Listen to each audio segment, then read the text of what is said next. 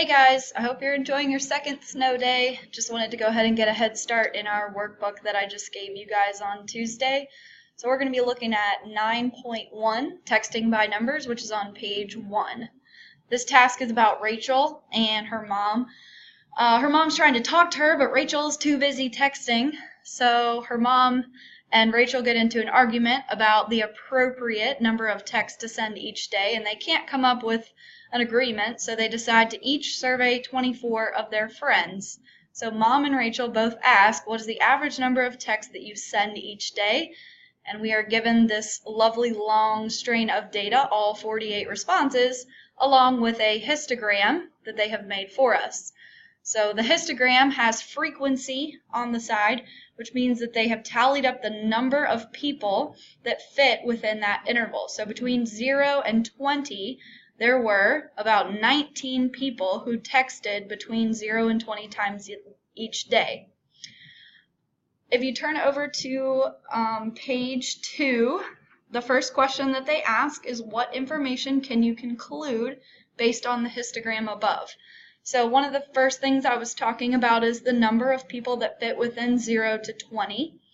That is one of our modes. So if you look at your data set, 5, 5, 5, 5 repeats itself a lot. Remember, mode is most frequent. And then the other place where I see a mode is between 140 and 160 in this interval. Most of the shapes that you guys have looked at yesterday were skewed right, skewed left, mound, or uniform.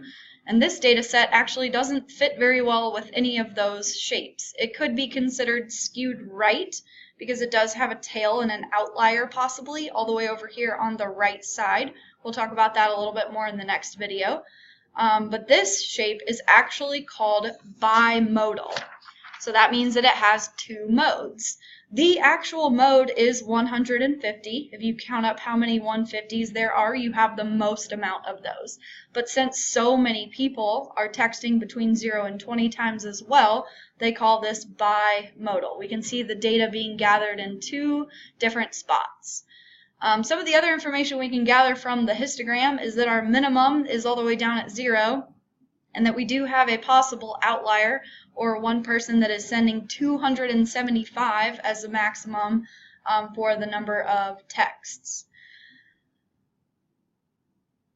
The range of this data is from 275 to 0, or 0 to 275. We can subtract those, so our full range and spread is 275. And then if you look at question number 2 on page 2, the next thing that they ask is to represent this same data by creating a box plot above the histogram. There are 5 numbers that you need to create your box plot, so just remember the min, Q1, median, Q3, and max are the 3 or 5 number summary that you need for your box plot.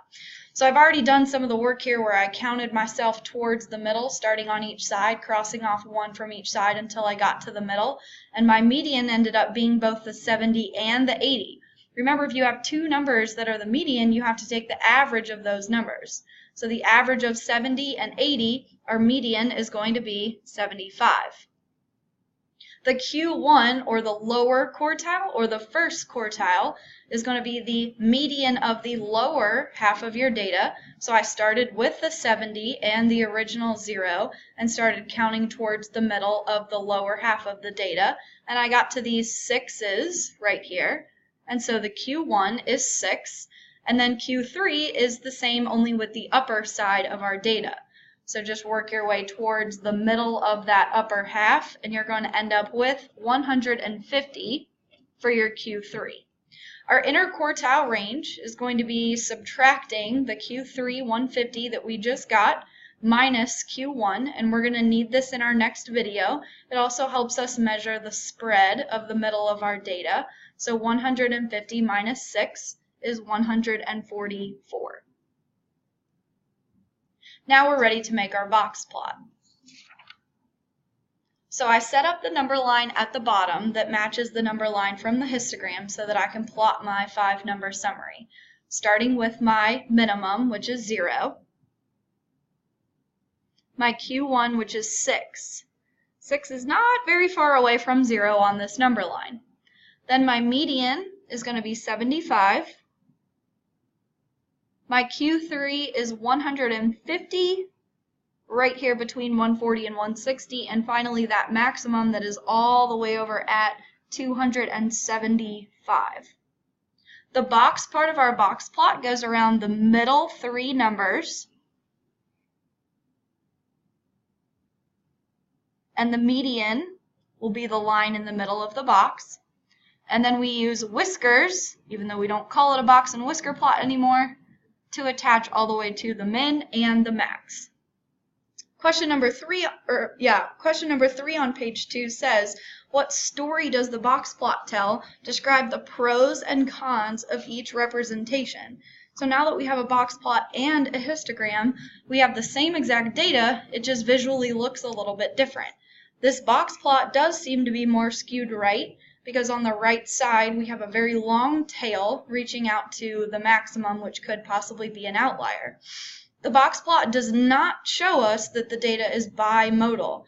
There's no way to tell that we have a bunch of people at the bottom and a bunch of people right around 150. Instead, we know that 25% of the people fall between 0 and 6, 25% of the people fall between 6 and 75, 25% of the people fall between 75 and 150, and finally 25% all the way out to the maximum of 275. So if I were to summarize this box plot, I could say 75% of my people, 1, 2, 3 sections at 25% each, all text 0 to 150. And if you look at the histogram, I could say most of the people also text between 0 and maybe about 180.